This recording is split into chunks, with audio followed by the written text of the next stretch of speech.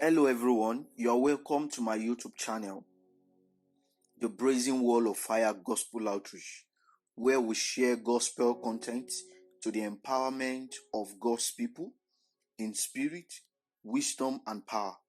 God bless you as you watch. Please don't forget to share, like, and subscribe. I was praying and the Lord showed me a big mountain.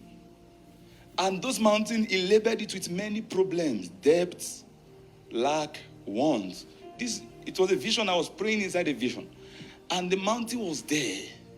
And I was praying for the mountain to go. The mountain was not moving. Now, I saw myself praying and decreeing upon a mountain. You mountain, be moved. Say unto Zerubbabel, it's not by power, it's not by mind, but by my spirit. Say to the mountain, move, move, move. The mountain was not moving. The mountain had many labels on it. Frustration, bitterness, poverty, fear, barrenness, and what have you. So I could see this mountain, and the voice that was speaking to me, the transparent person that I could only hear his voice, was saying, speak to the mountain, keep speaking to the mountain. And while I was speaking to the mountain for long, the mountain was not moving. Then I have to tell him that, listen, this mountain is not moving. Why? I'm speaking the way you say I should speak. He said, okay, as you are speaking, what are you thinking? I said, I'm thinking that how can this big mountain move? Please follow me. How can this big mountain move? Will it move by will a hand come and carry it? Will a wind move it? Or will a tractor push it away? God will always bring you to positions where He's telling you to speak. Meanwhile, you have to be questioning. Because you will come to the Red Sea. And now when you hear that Red Sea will be divided, you will be asking yourself. God told Moses, move forward in the Red Sea. He has not divided the sea. He's saying, move forward. How will I move forward? Will a bridge form? Or will God carry us like this? Every time we are asking question and speaking, there will be no answer. Then the invisible one told me, he said, the reason why this mountain is not moving is the question you are asking. So he said, now, in your life, there are two things. So there's the mountain of debt, pain, everything people are crying about. And there is another road here. This road represents what you want. This one represents what you don't want. He said the best way to move mountain is not to set the mountain to move, it's for you to move your attention. There are two roads. One is the tree of good, another one is the tree of evil. And he said to me, when I say mountain should move, when I say if you have faith as small as a mustard seed, you will say to this mountain, move, and it shall move. If you have faith without doubt, that's what he said.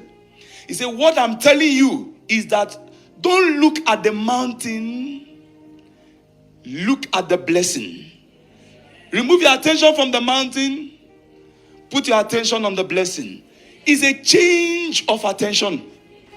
Change of concentration. Change of consciousness. Are you hearing me, somebody? That is the meaning. You don't look at the sickness and say, sickness, go. No, you look at healing. Are you hearing me? You don't look at the fear, go. Don't cast out fear. You can't cast out fear. The Bible says perfect love. If you do the loving things, fear will just go on its own. This is a mystery. You are trying to remove what you can't remove. This is the problem of every human being. You are trying to push when there's another way. There's no mountain God cannot move when your sights change, when your consciousness shifts. Because the truth is, in this world we must have tribulation. In this world we must have persecution. Look at a man called Paul and Silas. They were captured and placed in the inner prison of life. That is their mountain. And they were sitting before thieves, sitting before armed robbers, sitting before killers. But these men were innocent. But they did not look at the mountain of the prison. They did not look at the mountain of the thief or the people that they were sitting around. They shifted their consciousness. They shifted their solution. And they started singing and praising God. And the Bible says all the prisoners heard it.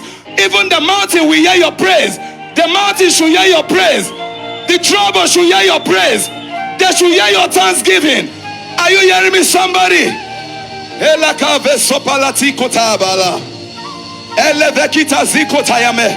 Paradiso kaketwa. Will you find yourself in the lion's den? Yes. Do the lion have teeth? Yes. Are you in the lion's den? Yes. What are you looking at?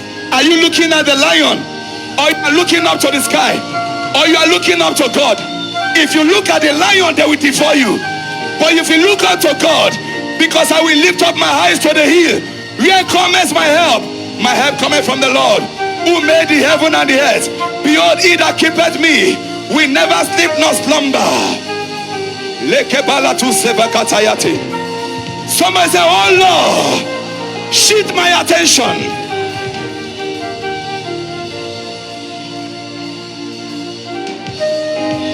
Sit down.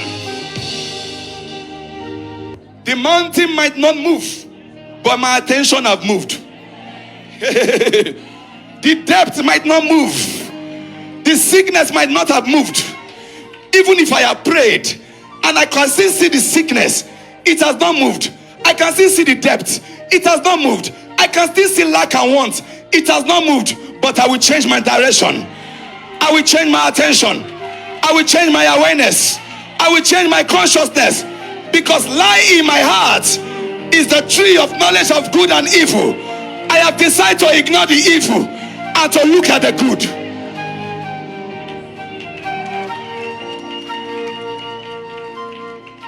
Are you hearing me, somebody?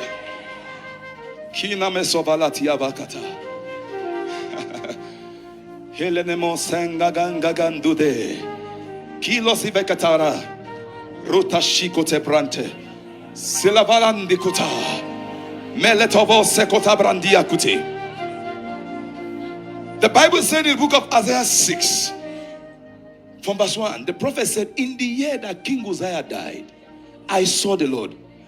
Instead of me to be crying about Uzziah the mountain that have died, that was the year I saw God.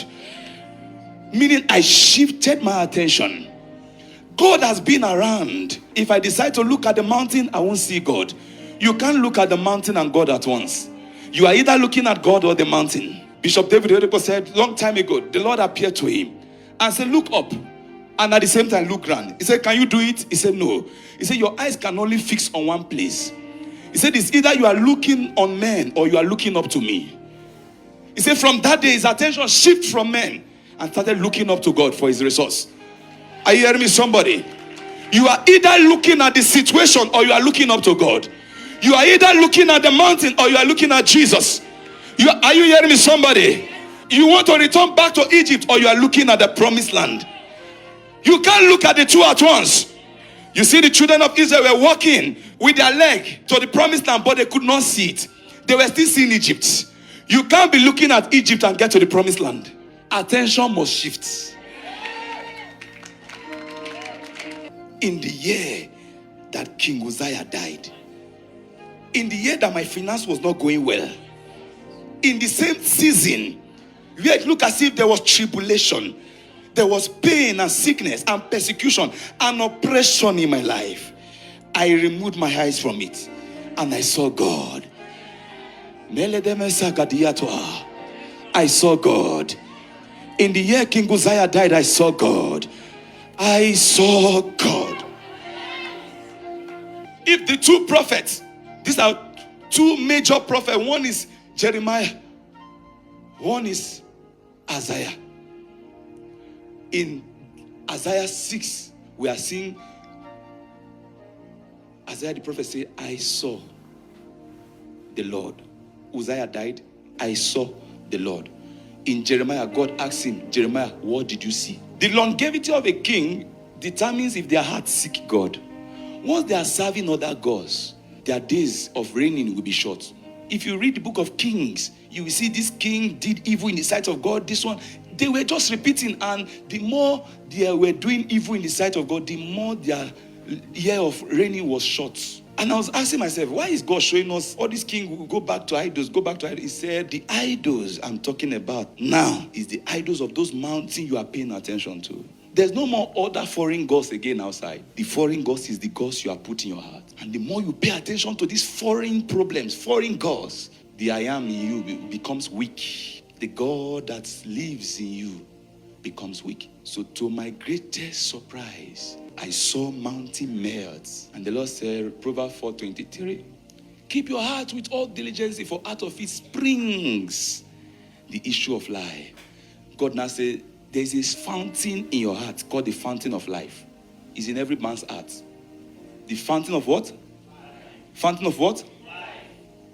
He said, that fountain of life, your consciousness is the tunnel the fountain flow into. If your consciousness is in the mountain, the problem, then the fountain of life will begin to strengthen the problem. He said, but once you can shift the consciousness, it's an attitude you cultivate to focus on what God is saying, on where God is showing you, on what God wants you to be. You begin to give life to those things, and this will melt away. Many detestable decisions people have made is because they are paying attention to this. When you pay attention to this, you conform to anything. You don't even know who you are. You don't see yourself as a beneficiary of this inheritance that the Father has for us. What can you see? Then Jeremiah said, I see the branch of an almond tree. God said, yes, I will hasten my word to perform it. I will hasten what you are seeing. Are you hearing me? I will hasten what you are seeing. Are you seeing frustration? Or you are seeing breakthrough? Are you seeing pain? Or you are seeing exploit? Oh my God.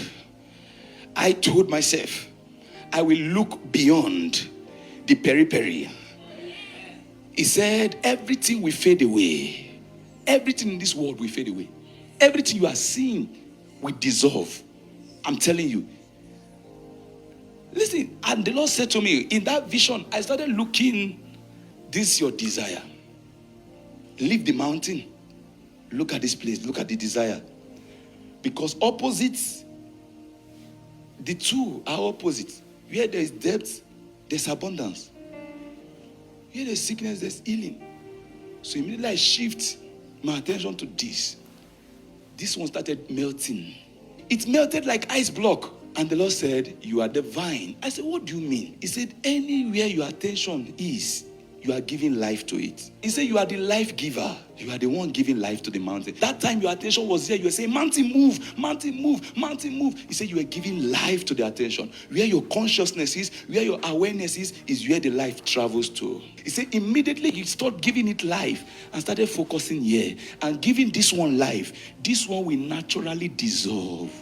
It will melt. It doesn't move, it melts. To make it more easier for you, look at ice block. When you bring out ice block in the fridge, it's begin to melt on its own. The fridge is the life giver that is strengthening the block. You are the fridge. That strengthening problem. Immediately you shift your attention away. The ice begin to melt on its own. Say, my attention is the fridge that strengthens the ice.